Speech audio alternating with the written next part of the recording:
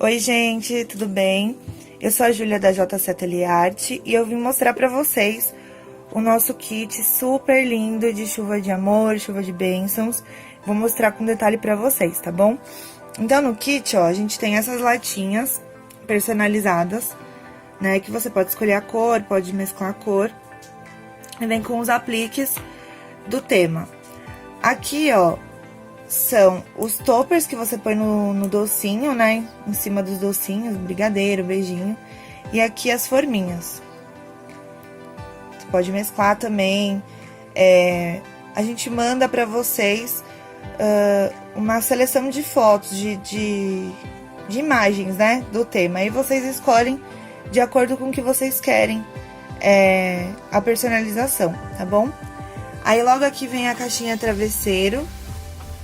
Também super bonitinha. Aí a abertura dela é aqui, feita aqui do lado. Aqui são as caixinhas de acrílico. Também com os apliques do tema, você pode pôr o nome da criança, a idade, aí fica a critério de cada um. Aqui é o tubete. Gente, uma graça esse tubete. Aqui, o porta-bis duplo, né? Põe 2 bis aqui. Fica assim na mesa. Aqui é a marmitinha. O pessoal usa pra lembrancinha, colocar doce pra criança. É uma ideia super legal. E aqui são as caixinhas, que são a caixa Milk, né? Com visor. Então, ela vem assim. Ó, aqui é fundinho. Aqui a caixa pirâmide. E aqui a caixa bala. Os laços dessas duas caixinhas, da caixa Milk e da caixa bala, vão em cartelas pra vocês.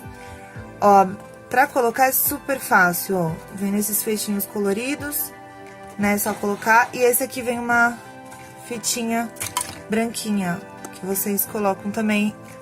É super fácil. Pro correio, a gente manda as caixinhas desmontadas, né? Algumas são desmontadas, outras a gente consegue mandar, depende do produto, pra não amassar, né? Mas a colagem, a montagem é super fácil, super tranquila. A gente manda pré-pronta, pra vocês não terem dificuldade de fazer em casa. Isso pra facilitar, pra não amassar na hora do transporte. Aqui são os nossos contatos. Se vocês tiverem alguma dúvida, pode mandar mensagem. Pelo WhatsApp, pelo Facebook, Instagram ou até e-mail. Orçamentos também. E é isso. Obrigada. Tchau, tchau.